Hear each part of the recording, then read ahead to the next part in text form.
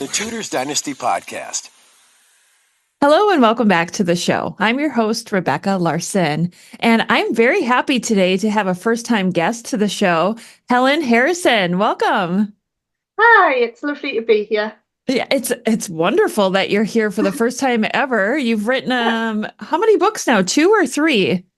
I've written 3, but only 2 are out at the moment. Okay, and the one that we are going to be talking about today is the one on Tudor executions. Yes. And of course, this one piqued my interest because I saw Thomas Seymour was in there.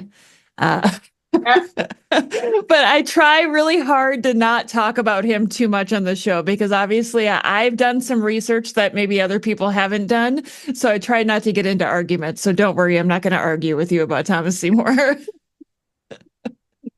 Why don't we start off, Helen, and just have you tell everybody a little bit about yourself? Yeah, I first got into the Tudors when I was at university. So I studied at the University of Northumbria in Newcastle, which is right up at the north of England. And I didn't really get into the Tudors until sort of my second year of university. And then I ended up writing my dissertation on Anne Boleyn, who was sort of my route into the Tudors. Yeah, and then I started my blog, Tudor Blogger, in 2012, which was my last year of my undergraduate degree. And it just sort of snowballed from there. I then did my master's degree, kept writing my blog. Publishers then started offering me books. And then I sort of took a bit of a break from history and did my library management degree. I'm now back working at my alma mater, university, in the library, while I write books. So yeah, my first book came out, I think it was January 2023, which was Elizabethan Rebellions. And then Tudor Executions has just come out this past July. And I've got The Many Faces of Anne Boleyn is due out in July next year. That one's a big one. It's based on my master's and my undergraduate dissertation. So it's been nearly 15 years in the making, that book. So I'm nervous to see what people think about that one. Well, it's Anne Boleyn, so inevitably it is going to be extremely popular, and especially if it has anything to do with her image. I think people are very excited to hear about that. Yeah, it covers sort of 500 years of history. So from sort of the love letters through plays and film and right up to Six the Musical as well. So hopefully there's something in there for everyone. Yes. Oh, how exciting. Okay, so today we're talking about Tudor execution, which is kind of a grim and grisly topic. So, but many of us are fascinated by this topic because, like you said, Anne Boleyn really is the gateway queen for many people to become interested in the Tudors, and she was executed. So no surprise that a topic on Tudor executions for a book would be popular. So, I mean, inevitably, what made you decide that you wanted to write a book on this topic? Executions have fascinated me for a while. It's gory to say, but yeah, Anne Boleyn was sort of my gateway in. And then it sort of moved to Catherine Howard and Jane Grey, the other executed queens, and sort of outwards from there. And then when I wrote Elizabethan Rebellions, there's a couple of executions in there as well. But I specifically wanted to focus on noble executions because I came across one fact which was sort of the genesis for the whole book, really, which is that by the end of the Tudor period, there wasn't a single duke left in England. So the Duke of Norfolk was executed in 1572, and he was the last duke in England at the time. And we don't have another duke until 1623, when James I created George Villiers, the Duke of Buckingham. So we've got a 50-year period with no dukes. And I sort of wondered how and why it happened. Was it just this fear over the succession, or what else was going on? And were they really guilty? So that's sort of where the genesis for the book came from. But it was quite difficult to narrow them all down as to who I was going to include and who were the most important ones to include. That's really interesting. I guess I didn't realize that about the dukes after the Tudor period. Wow. Okay, so I guess you already blew my mind already with with discussing that. And how do you choose who to do in this book, because if I recall, you start out with Edward Plantagenet. Yeah. I So wanted to sort of make sure that I covered from across the spectrum. So from Henry VII right through to Elizabeth I, I wanted to make sure I covered the whole period. I do only include one execution from under Henry VII. But he didn't really execute all that many nobles. So there wasn't a lot of choice to go on. But I did think Warwick was a key one to include there. There's a lot from under Henry VIII, as people might expect, because he did wipe out quite a lot of his nobility. But I also wanted to make sure I covered the Seymour brothers, because those two, they're very intertwined. I wanted each chapter to be able to read as a standalone, so you could just dip in and out as the mood took you, or if you were looking for something on a particular person. But the Seymour brothers, they need to be read in tandem because they are so linked. And then I cover Jane Grey, obviously under Mary I, and then a couple under Elizabeth, who I'd also previously covered in Elizabethan Rebellions as well. So it was quite nice to revisit some that I knew a bit more about and some that I didn't know as much about. It was nice to have that mix. And I wanted to make sure I covered men and women as well, because it's often said, women weren't executed. But obviously we know there are several queens who were executed. And I have been asked a few times why Mary Queen of Scots is not included. But my answer to that is she wasn't an English noble. oh She's yeah. Scottish royal. So I don't include her. But yeah, it was quite difficult to narrow down. There were a couple of others that I maybe wish I could have included, but word count meant some had to go by the wayside. Yeah, and I wasn't sure what to expect from this book either, because I thought, okay, well, how much can you talk about an execution? Like they were Yes. beheaded. But it's more of almost like a short biography on them, isn't it? Yeah, I very deliberately each chapter sort of separated into the same kind of sections. So I start each chapter with a discussion of the nobility and the lineage of each person. How did they come to be in the position they were in? Then there's sort of a short life biography for the second section. The third section looks at sort of what led to the execution, what were the events and the run up to that. And then I finish each chapter with the execution itself. There's more information on some of those than others. Mm-hmm. So they don't necessarily sort of quite line up. Yeah, and words in each section, but I really liked the family trees that you had at the beginning of the book. How long did it take for you to put those together?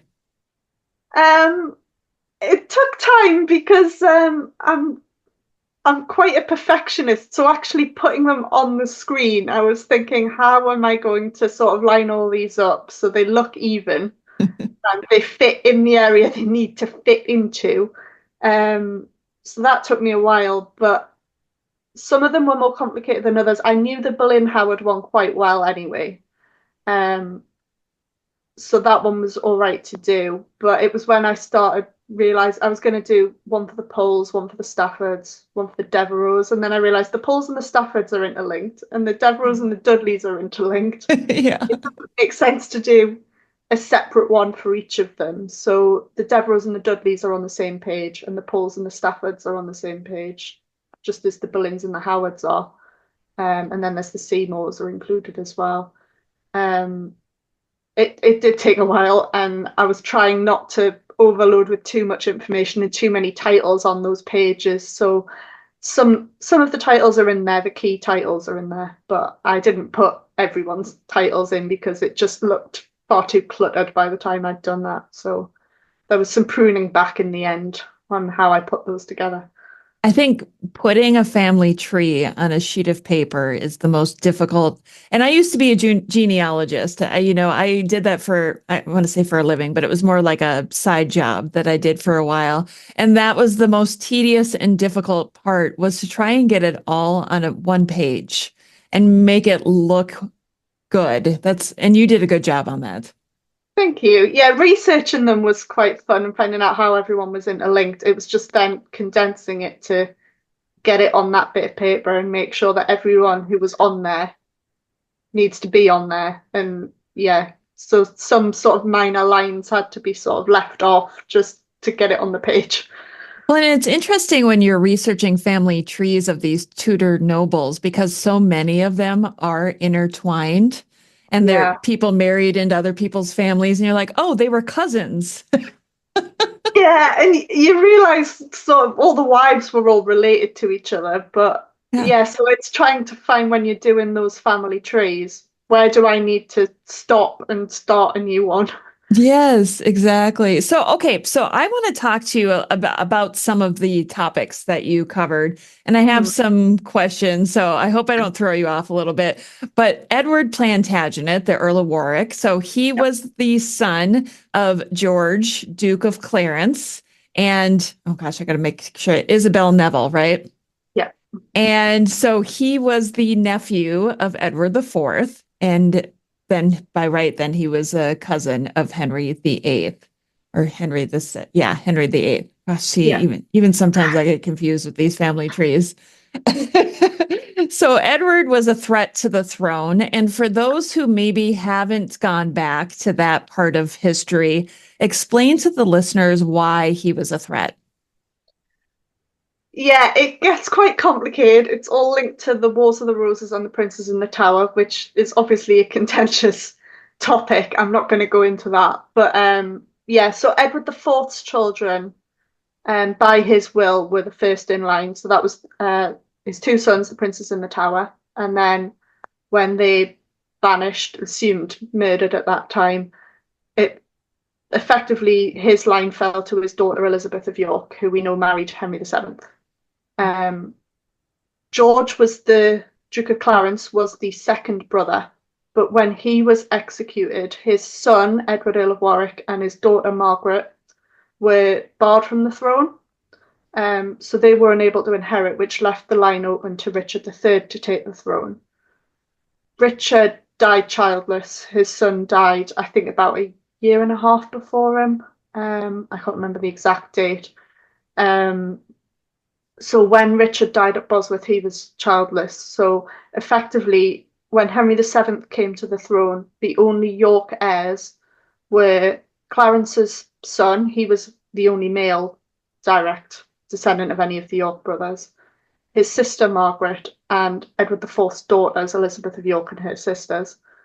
So Henry VII married Elizabeth of York, and obviously they had Arthur and Henry, they had their own sons. But Edward was the last of the White Rose, and he was quickly imprisoned in the Tower of London, where he remained for over a decade. And he sort of became involved in a rebellion, almost a pretender who was pretending to be him. And it just all got a bit out of hand. He didn't really seem to actually be involved, but his name was being used. So first we have Lambert Simnel. That seemed to be quickly overcome without too much difficulty. And then Perkin Warbeck. And Perkin Warbeck was, I think he was a pretender. There has been recent work by Philippa Langley and Matthew Lewis to suggest that he might actually have been the younger of the princes in the Tower, Richard, Duke of York. I don't believe that, I have to say. But the important part for this is that when Warbeck was captured, he was imprisoned in the Tower, supposedly in a cell. I think he was below Warwick, might have been above. I can't remember which round it was. But the insinuation was then that they had plotted together to escape from the Tower and seize the throne. And that condemned Warwick, along with Warbeck. And they were both executed, and Warwick had been imprisoned in the Tower, I think, for 14 years at this point, and he was thought to be simple. He had no life experience. So his story is just very sad generally because he didn't really have much of a life. And and he'd lost his father at a very young age, his mother at a very young age. Yeah. Him and his sister had been orphaned, and of course his sister would later be executed by Henry VIII as well. So it wasn't really a very happy end for Clarence's children.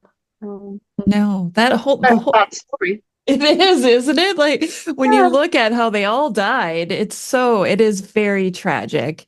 And when we talk about Edward being simple, I think like some of the arguments that I've heard is, was he simple, or was it because he was imprisoned for so long and wasn't educated at all? Yeah, I think it's down to the imprisonment. I don't think, mentally he was born simple or anything like that. Um, I think it's just he didn't have the chance for an education. He didn't have the life experience that you get just being around other people. He was alone probably a lot of the time. Yeah. Um, and I think that's partly what makes his story so sad, is that he never really got the chance to actually live a life before he was effectively butchered to death. Yeah. Yeah. So I was just going to say, how was he executed? He was beheaded. It didn't seem to be butchered or anything as far as we know. I think Warbeck was hung, drawn, and quartered, if I'm Yeah. remembering correctly. But yeah, I think Warwick, since he had royal blood, I think that if he had been hung, drawn, and quartered, there would have been an absolute outcry. So I think, yeah, for Warwick, I think the noble death was the right decision, and it's often, well, not often, but it's sometimes said that Warwick's death was almost an omen for the marriage of Prince Arthur and Catherine of Aragon as well. I think Catherine herself said that her marriage had been made in blood because her parents wouldn't send her to England until all the doubtful blood had gone from the country. Yeah. It's so sad that so many people Yeah. had to die. Ugh. So you start out with Edward Plantagenet, Earl of Warwick, and then I'm trying to remember who your next person was. It Anne Boleyn was your next person? No, I think it was Edward Stafford, Duke of Buckingham, was next. Oh, yes, the Yes. classic Edward Stafford. Yes. So what made you choose him? Um, I just think he's not the first noble execution we see of Henry VIII's reign, because he executes the Earl of Suffolk, who I didn't include. He's one of the ones that sadly fell by the wayside.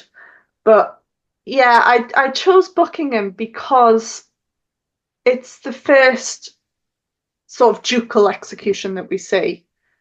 Um, and his was just so interesting when I was reading about it.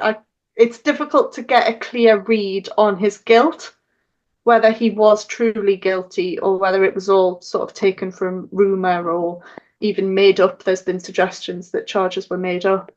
So that one was just sort of immediately grabbed me. It's not one that I knew a lot about. I'd seen how it had played out on the Tudors, for instance, but it's not one that I'd read a lot of the sources about.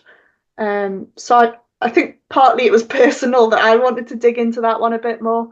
But yeah, the first sort of real ducal execution that we see, I thought it was important to include for that reason as well. So yeah, his was just, it's difficult to get a read because there's so much rumor flying around, and there's accusations of witchcraft and predicting the king's death and sorcery, and there's all kinds of different things going on. And his own servants start informing against him. A servant that he'd sacked sort of started saying things that he'd heard. Mm. And there was a suggestion that Buckingham had planned to go in front of the king with a knife concealed about his person and stab him, which is sort of what we see in Showtime's The Tudors. So that rumour does come from actual sources at the time.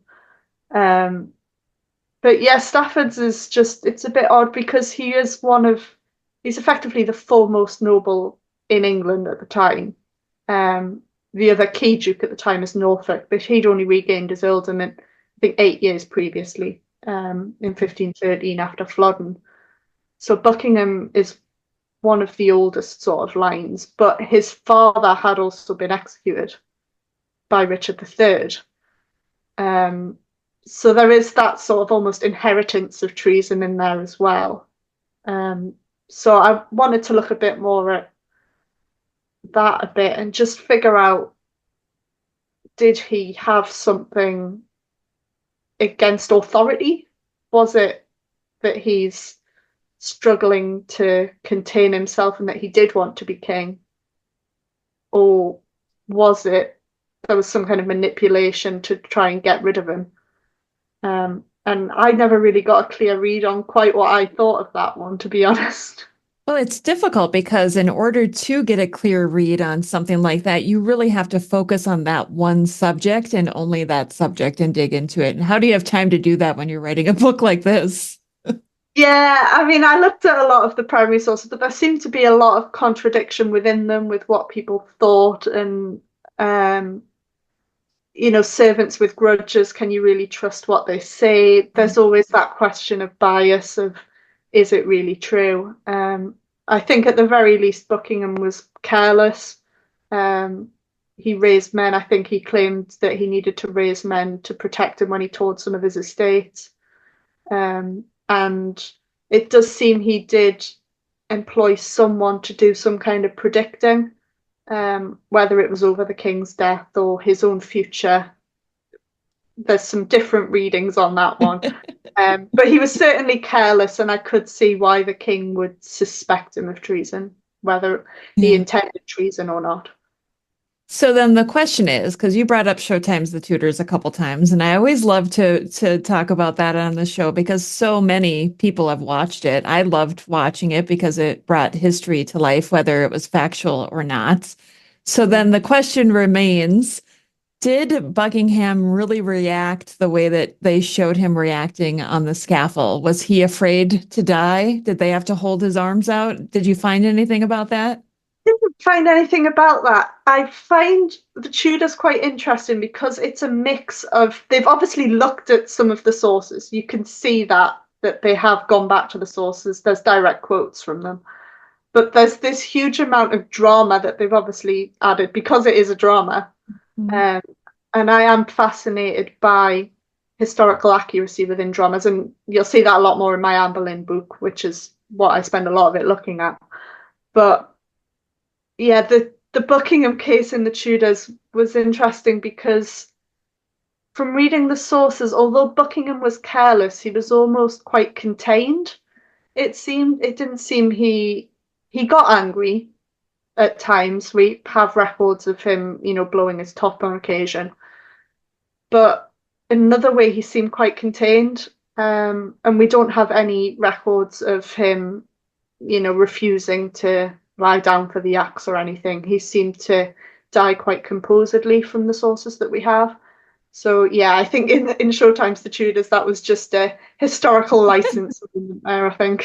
It was so dramatic, wasn't it? And if I remember, it was the Duke of Suffolk who, or prior to being the Duke, was it Charles Brandon was the one that came up? I think it was Anthony Knivett.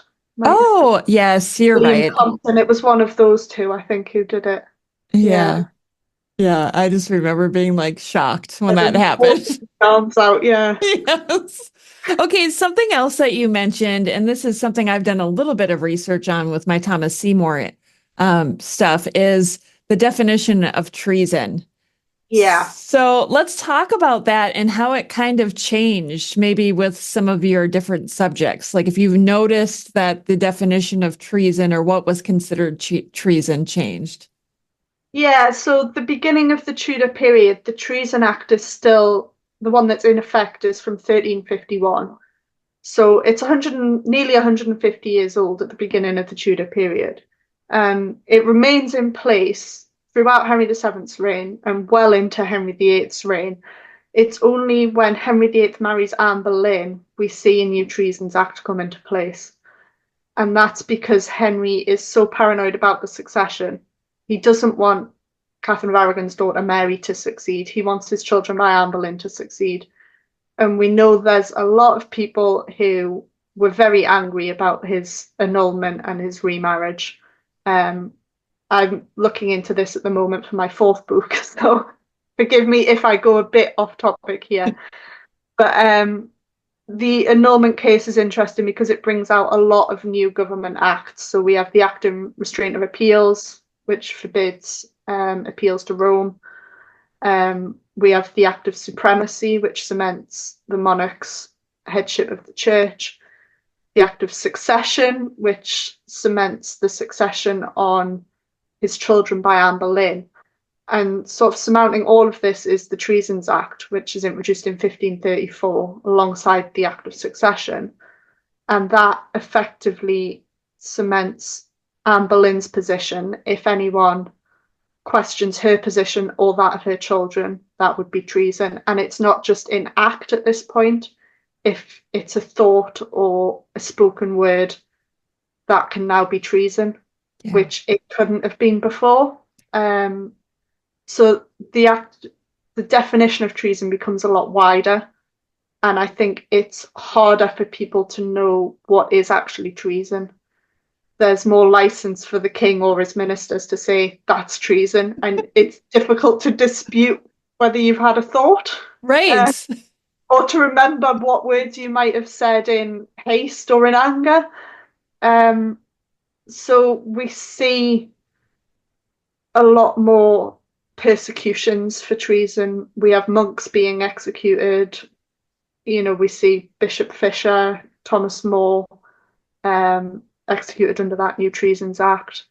Even it could be said Anne Boleyn was executed under that Treasons Act because she effectively impugned her own daughter. If that comment was made about, I think George Boleyn had said something impugning whether Henry was Elizabeth's father, and Anne Boleyn made the comment about "you look for dead men's shoes,"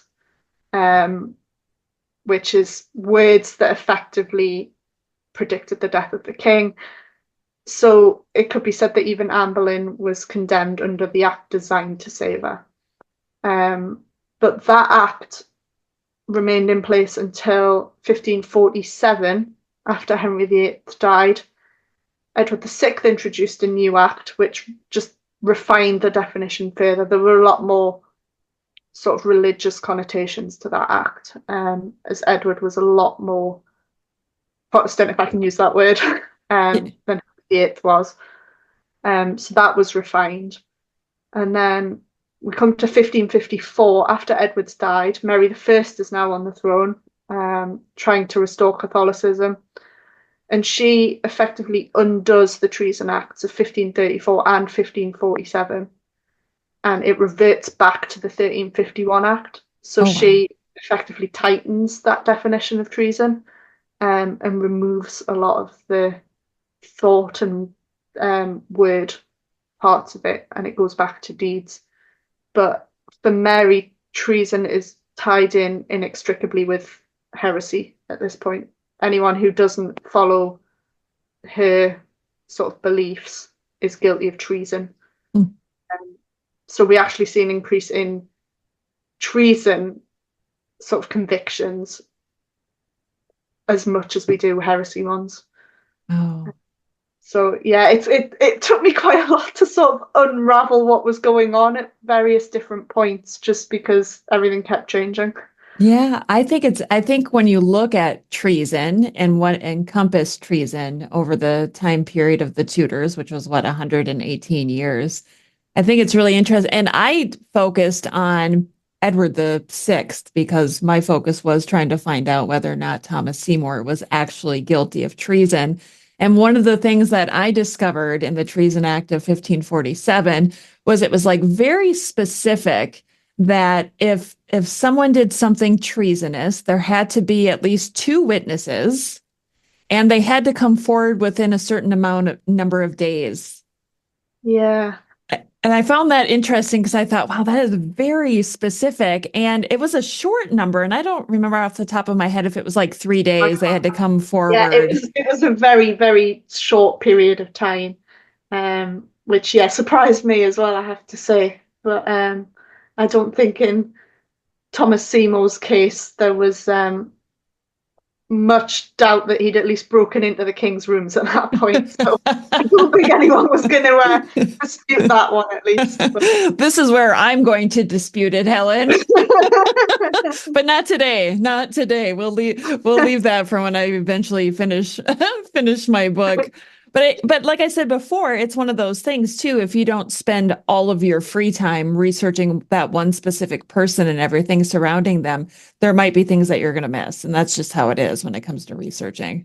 Yeah, I could have gone into so many, like most of these people, so much more than I did, but just for, time and word constraints, you just have to sort of confine yourself to what the little bit of their life that you're actually focusing on. So. Yeah, I love the topic of the book. I do, because I'm just as fascinated with executions. I'm fascinated by the grisly ways that people died during the Tudor period, wanting to know, how were they killed? Because it's so different than what we experience. It's hard for us to even imagine what it was like to live during a time when people would gather to watch somebody being executed. Yeah, I think that's what fascinates me about it, is the psychology as much as anything, just because we can't really put ourselves in that mindset. And, in the UK, we don't even have a death penalty over here. So you can't really put yourself in the mindset of someone facing their own death and knowing what's coming, who's possibly witnessed an execution before and knows that that's what's about to happen to them. It's just mind-blowing to try and put yourself in that position. And I don't think you ever can, unless effectively you're dead. Unless you've been executed yourself, I don't think you can even comprehend what goes on in someone's head at that moment. And of course, Anne Boleyn is the most famous story. And you cannot help but feel sorry for her as well, because it seems like she was hopeful that there would be a different outcome. And the roller coaster of emotions that she had to go through. Did you find that chapter on her maybe the more difficult one to write emotionally? I think because I've been researching it for so long, because it's something that I've been researching since about 2010. I wouldn't say I'm distanced from it, but I think I'm almost used to reading the sources now. It's still emotional to write just because of the great injustice. I mean, most people nowadays think she was innocent. I think G.W. Bernard might be the only historian I've read who thinks she was actually guilty. There are some people who think she might be partly guilty or guilty of, words, but not deeds and things like that. Yeah. But yeah, it's always difficult in a way just because of the injustice of it. A lot of the other sort of people I discuss, apart from the likes of Edward Plantagenet, who was completely innocent, there is sort of some evidence to suggest there might be something going on, that there was some kind of deed that led to it. But with Anne Boleyn, a lot of the dates that are given in the indictment can be disproved, that people weren't where it says they were. And, Anne Boleyn as a queen would have been surrounded by her household effectively all of the time. And none of her women were ever accused with her, which we later see with Catherine Howard, that one of her ladies is accused. So yeah, Anne Boleyn I just always find difficult to write, even though it's what I spend most of my time writing about. And writing that chapter, I could have written the whole book basically just on Anne Boleyn. So there was a lot of pruning went into that chapter at the end, just because it was double, triple the length it should have been. So there was a lot of pruning in that chapter, I would say. Yeah, Anne Boleyn, man, we love to hear about her. We love the stories about her. And anytime we can have something, maybe a new perspective or new information come out about her, that's always exciting. Yeah, I think Kate McCaffrey's work, did a lot for people looking into Anne Boleyn on different levels. And we've, that prayer book now, we've seen it in Wolf Hall, the recent episode of Wolf Hall. I don't know if you've seen it because you're in America, but no, we have to wait over here. Yeah, there's a sort of they've made a copy of the prayer book that we see Jane Seymour looking at, and she reads out Anne's inscription. So there's that nice sort of nod to the recent work by Kate McCaffrey that's coming through now in popular culture as well, which is quite nice. Oh, how flattering. That's Yeah. amazing. That's really, I cannot wait to be able to, and I think it doesn't come out here until like March. Oh, I that's a bit of a know. wait. Yeah. We're 3 episodes in now, so I I, won't oh, spoil anything. I just want to, I loved the first series when it came out, and I absolutely loved Mark Rylance as Thomas Cromwell and the filming with the natural candlelight and all the natural, like, it's everything I hoped it would be. I cannot wait to see this next installment I of think it. Mark Rylance is only getting better in this role, I have to be honest. So Really? you're in for a bit of a treat. And what do you think of is it Damian Lewis as Henry VIII? He's scary. He's scarily good as Henry VIII. Yeah, one look and you're just terrified. Is sort of how I feel about it. But there we go. Oh, that's perfect. And honestly, I thought Claire Foy was the perfect Anne Boleyn. Like, I don't think there's anybody better to play Anne Boleyn than how she played Anne. I loved the French lilt that she gave her, because I think she would have had that in reality. So it was nice to see that on screen. Though I have a very soft spot for Genevieve Bujold in Anne of the Oh. Thousand Days. I have to say, I think she might be my favorite. She is a very popular one. But this is like a whole topic for another podcast. Who's Yeah, your we've favorite? we've strayed a bit far away from execution here, haven't we? This is what happens on my show. I don't know if you know this, but we tend to veer in different directions. We'll come back. So I guess maybe what I'm curious to know is from doing your research, was there anything that kind of surprised you that maybe you didn't know prior? I didn't really know a lot about Henry Howard, the Earl of Surrey. So it was quite interesting to be researching him. And I don't think I realised until I compiled my list just how many Howards there were involved in treason in this period. Because I mean, we've got Anne and George Boleyn. We then have Catherine Howard and Jane Boleyn, Henry Howard, Thomas Howard, and of course there was another Thomas Howard who only survived because Henry VIII died. So there was nearly another Howard execution in there as well. And I think I just got surprised just how involved the Howards were. And I don't think it's until I'd sort of sat down and worked out what I was going to do that I realised quite how many Howards were going to be included in this book. Um, so I thought, do I need to include all of these Howards? Because it's getting quite sort of heavy at that point with them. But they seem to be involved in all of the sort of major events of the period and all the major executions. And with a Howard as well being the last Duke, it seemed important to sort of build up to the last sort of Duke being killed in 1572, which was Thomas Howard. Yeah. So that sort of surprised me just as I was working it out what I was doing. I was thinking, oh, okay, we've got a lot of Howards here. I think I'm not sure if you read the one book that I've read on Henry Howard, Earl of Surrey, is the one by Jesse Childs. I think it's like The Last Victim of Henry VIII is what the one I read was called. Yeah. I've dipped in and out of it. I haven't read it cover to cover, but I did dip into it for my Henry Howard chapter just because I know it is, I think, the only sort of full biography of him. So I thought this is something that I need to read. Yeah. And yeah, it's his life's quite interesting because he also grew up alongside Henry Fitzroy, Henry VIII's illegitimate sons, and of course his sister Mary married Henry Fitzroy. So he was also very closely linked to the royal family as well. And yeah, it was just fascinating to sort of find out a bit more about his court career because he was also quite an influential poet alongside Thomas Wyatt at the time. And yeah, I hadn't read any of his sort of work before. So that was quite an interesting one to write because I knew more about Thomas Howard, the third Duke, and about the fourth Duke. And Henry Howard sort of sits in between them because he's the son of the third Duke and the father of the fourth Duke. Yeah.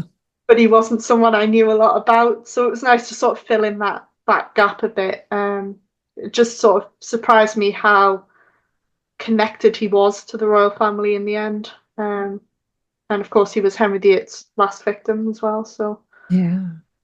it was I'm interesting to read about Henry VIII's last days in a bit more detail as well, just sort of surrounding him, who was around him at that time. It's so interesting. And I feel like there's still so many questions, so many unknowns about those last few days, aren't there? Yeah, we're not sort of entirely sure who was around him, who had access, and what happened sort of around the Regency Council, because there wasn't initially supposed to be a protector for Edward VI, and then there was. So we don't really know sort of what happened there. Was it Henry VIII's last minute decision that wasn't outlined in his will? Or was it Edward Seymour after the fact goes, yes, I'm going to be the protector now? Yeah. It's all a Well, bit of an unknown at this point of history.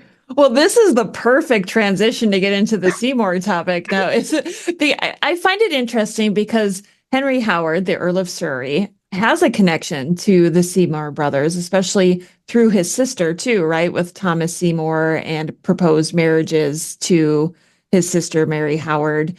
And I feel like often it's portrayed like Henry Howard didn't like the Seymour brothers, that he saw them as upstarts. But in my research, I found that they did do some stuff together. They Yeah, worked together. And Henry Howard actually was one of the people who voted Thomas Seymour into the Order of the Garter. And so I think people overlook that, right? There, when it comes to treason and when people are made guilty of it, we only see one side of the story, don't we? yeah, and again, I think popular culture's got a lot to answer for here. We see the Seymour Howard rivalry play out again in the Tudors. Um, yeah, it's I think because we have Anne Boleyn, who was a Howard, replaced by Jane Seymour, it's often assumed that the two families all sort of hated each other, and it's almost like, a Capulet Montague rivalry almost that we see in popular culture. And yeah, it wasn't really true, because we know Thomas Howard, the third Duke of Norfolk, lived well past Anne Boleyn's downfall. He didn't play a role in Edward VI's reign at all, which is when the Seymours were at their most powerful. But in those intervening years between 1536 and 1547, that's a decade.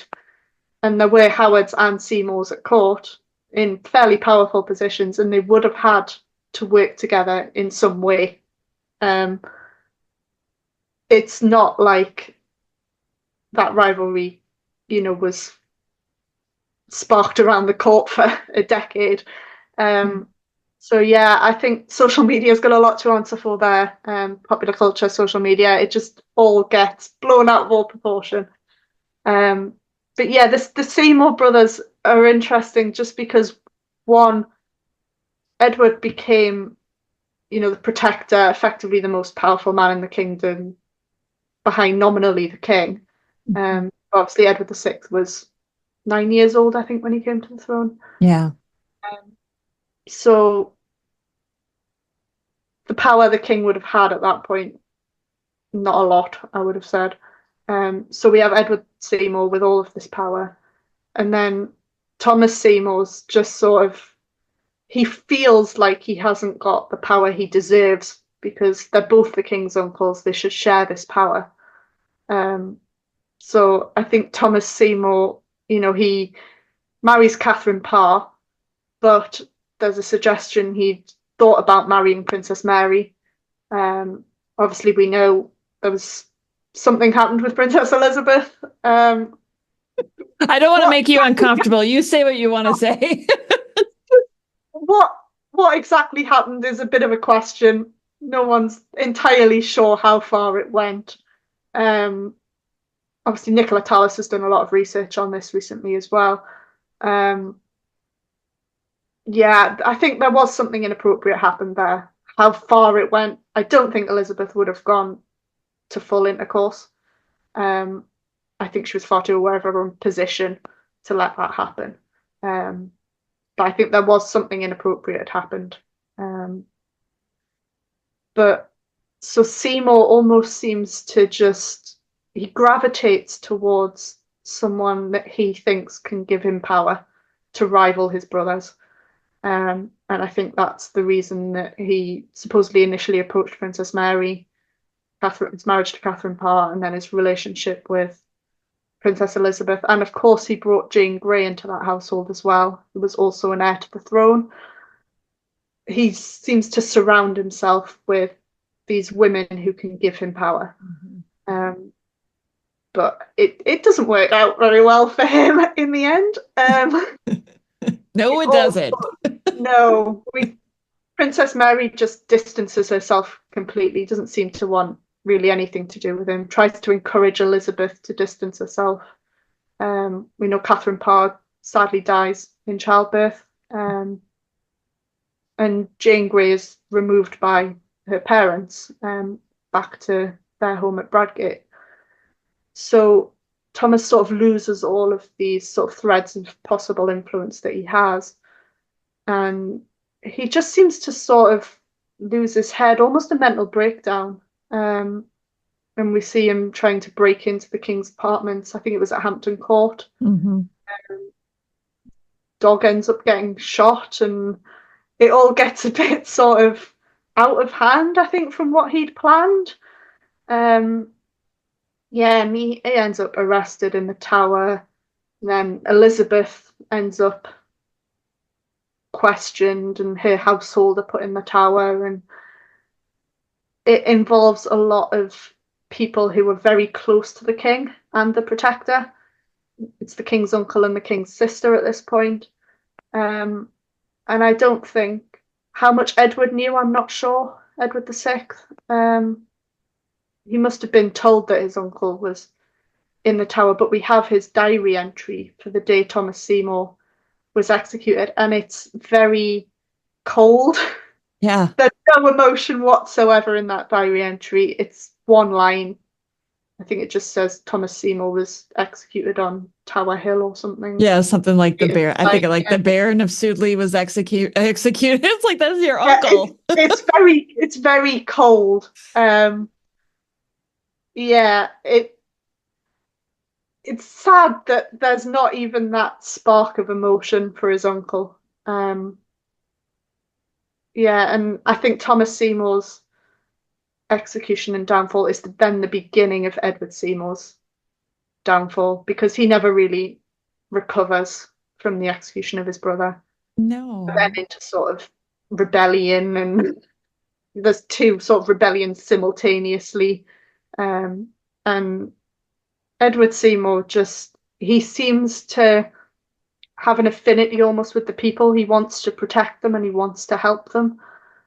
But the council they just want this rebellion put down. And it's John Dudley who is sent to put that rebellion down. And it's Dudley who will replace Edward Seymour as protector. But I find Edward Seymour's downfall interesting because he almost comes back from it initially. He's in the Tower, arrested. His wife is, arrested and questioned. But Edward is then released and even restored to the council, which we don't see with any other executions. Once someone is in the Tower, they're in there for an extended period of time, or they're dead. And with Edward Seymour, we see him being at least half restored. He is allowed to return to court and he is restored to the council. And then it all gets a bit fuzzy with what happened and who was responsible, because he ends up in the Tower again. And there were rumours that he was plotting against the king and John Dudley, who's made himself Duke of Northumberland. So he ends up executed again, like his brother. So that's Edward VI has executed two of his uncles. Yeah, and I always think Edward VI, if he had survived into adulthood, I think we could have seen another Henry VIII, or worse than Henry VIII. I think he was heading in that direction. He was aping his father, I think, a bit too much. Wow. Seriously, how the whole execution of both of the Seymour brothers is so fascinating to me, because the story we hear about Thomas and Edward Seymour is they were always fighting or they didn't get along. And there's definitely evidence that suggests that they did get along, but that they were brothers and they fought about things. And after Catherine Parr died, where did Thomas Seymour go but to his brother? And he stayed with his brother and sister-in-law. And then things started to implode when he showed interest in marrying Lady Elizabeth at the time. And really, because Edward Seymour allowed the execution of his brother and Edward VI allowed the execution of his uncle, to me, it just allowed the downfall of the Seymours really at the time, because what happened? Edward Seymour lost probably one of his closest allies, his family, his brother. Who did he have to back him up anymore on the council? I did see one source, I can't remember exactly who it was, that suggested that Edward Seymour actually tried to intervene to save Thomas at one point, but realised if he did, it would be his own downfall. But in the end, it was his brother's execution that was the downfall. So I think once Thomas Seymour had been arrested, whatever Edward did, he would have fallen at that point, because I don't think he can come back from being so closely associated. And we see that with the Howards. Henry Howard commits treason and his father's arrested.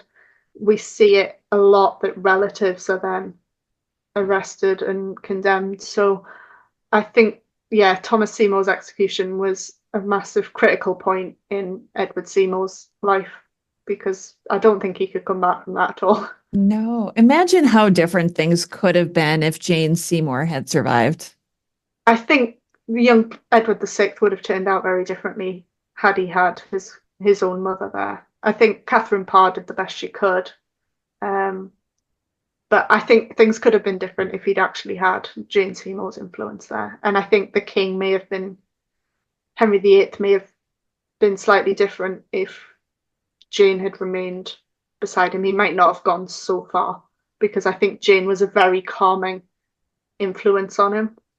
Although he didn't always, listen to what she said. We see that when she tries to intervene in the Pilgrimage of Grace. But I think she did pull him back a little bit. She tempered some of his moods. So I think it could have been different had she survived.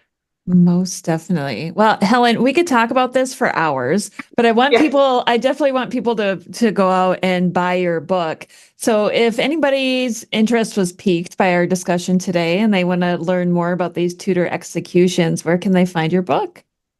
Yeah, my book is available directly from my publisher, Pen and Sword, or you can get it from Amazon, Waterstones, Barnes and Noble, anywhere you might buy books, basically.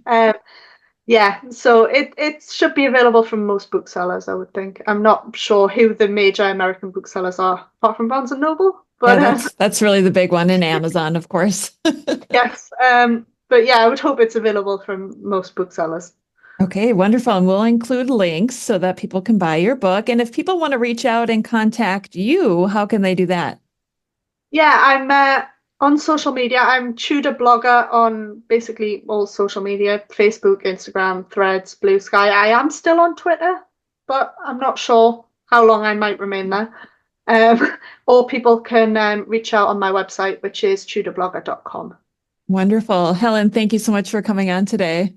You're very welcome. It's been very fun. Well, we'll have to do this again when your next book comes out on Anne Boleyn. We will. Yes, definitely. Thank you. And that concludes another episode of the Tudors Dynasty podcast.